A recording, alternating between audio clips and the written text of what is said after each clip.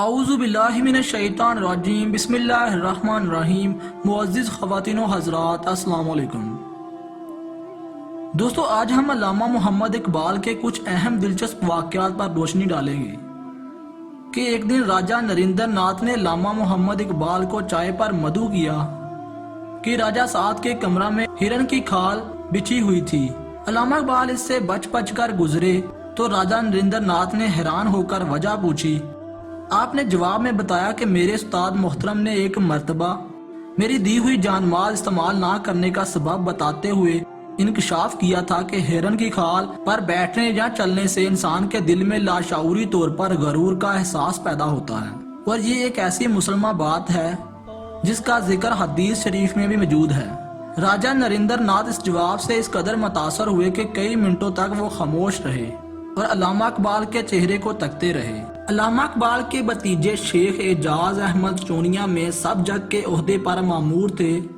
وہاں ایک گیانی سکھ تھا جس کی تقریر کی بڑی دھوم تھی، بڑا جادو بیان تھا۔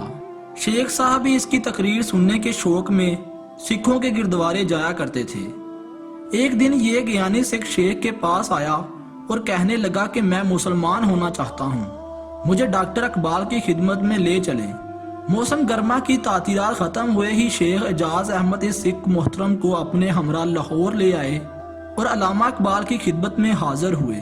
سکھ نے پہلے اپنے مشربہ اسلام ہونے کا ارادہ ظاہر کیا، پھر بولا کہ میرے بہت سے بال بچے ہیں، خرچ زیادہ، آمدنی کم ہے، کیا اچھا ہو کہ مسلمان ہونے کے بعد میری مالی امداد کی بھی کوئی صورت نکل آئے۔ علامہ اقبال اس گیانی سکھ کی زبان سے مالی امداد کا ذکر سن کر متاثر ہوئے۔ انہوں نے فرمایا، اول تو مسلمانوں کے پاس ایسا کوئی ادارہ نہیں ہے جہاں سے ضرورت مندوں کی مالی امداد کی جاتی ہو۔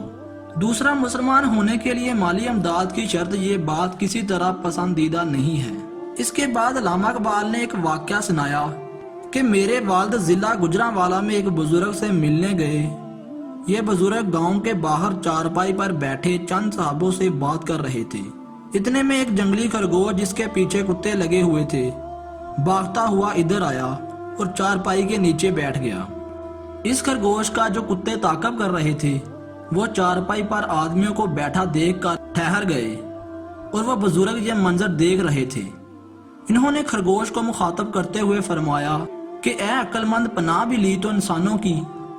علامہ اقبال یہ واقعہ سنا رہے تھے کہ ان کے چہرہ تمتماتا جا رہا تھا، جہاں تک کہ ان پر رکعت طاری ہو گئی۔ انہوں نے صوفے پر اپنی ٹھوری رکھ دی اور زاروں قطار رونے لگے۔ ان کی آنکھوں کے آنسو جو ابھی تک جھلک رہے تھے اب موتیوں کی طرح ٹوٹ کر گرنے لگے۔ اور پھر گیانی حکیم نے اس حکیمانہ مثال کو کچھ سمجھا اور کچھ نہ سمجھا اور خاموشی کے ساتھ چلا گیا۔ علامہ اقبال ایک بار سیال کوٹ سے ریل گاڑی میں لاہور جا رہے تھے اور شیخ اعجاز احمد بھی اسی ٹرین کے انٹر کلاس میں سفر کر رہے تھے۔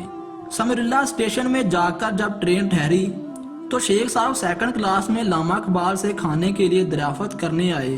اسی ڈبے میں ککی داتے خاندان کے ایک بزرگ بیٹھے تھے۔ جب انہیں پتا لگا کہ شاعر مشرق ان کے ہاں ہم سفر ہے تو انہوں نے حیرت مسرت سے ملے جلے انداز میں کہا، یہ ڈاکٹر محمد اقبال ہے، ان سے میرا تعارف کروا دیجیے۔ علامہ اقبال نے بڑی گرم جوشی کے ساتھ ان سے ہاتھ ملایا اور سگریٹ کی ڈبی کھول کر ایک سگریٹ پیش کی۔ ہم سفر بزرگ نے علامہ اقبال کے ہاتھ سے وہ سگریٹ لے لی، مگر سگریٹ کو سلجھانے کی بجائے اس کو جیب میں رکھ لیا۔ علامہ اقبال کو حیرت ہوئی۔ انہوں نے پوچھا کہ آپ نے سگریٹ سلجھائی نہیں؟ وہ صاحب بولے کہ یہ معتبر سگریٹ ہے، میرے خاندان میں یادگار کے طور پر محفوظ رہے گی۔ علامہ اقبال اس پر مسکرا دیے۔ انہوں نے دوسری سگریٹ دیتے ہوئے فرمایا، اچھا تو اس سے شوق فرمائیے۔ ہم سفر بزرگ نے دوسری سگریٹ بھی سلگائے بغیر جیب میں رکھ لی اور پھر علامہ اقبال مسکرائے اور چپ ہو گئے۔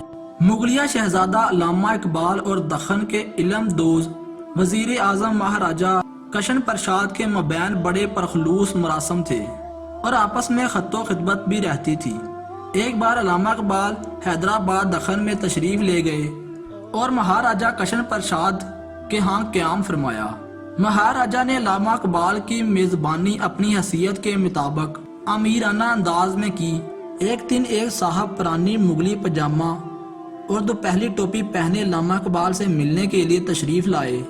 جان پہچان کے بعد مصافحہ ہوا دوران گفتگو پتہ چلا کہ صاحب مغلیہ خاندان کے شہزادے ہیں اور برسوں سے علامہ اقبال سے ملاقات کرنے کا اشتیاق رکھتے ہیں۔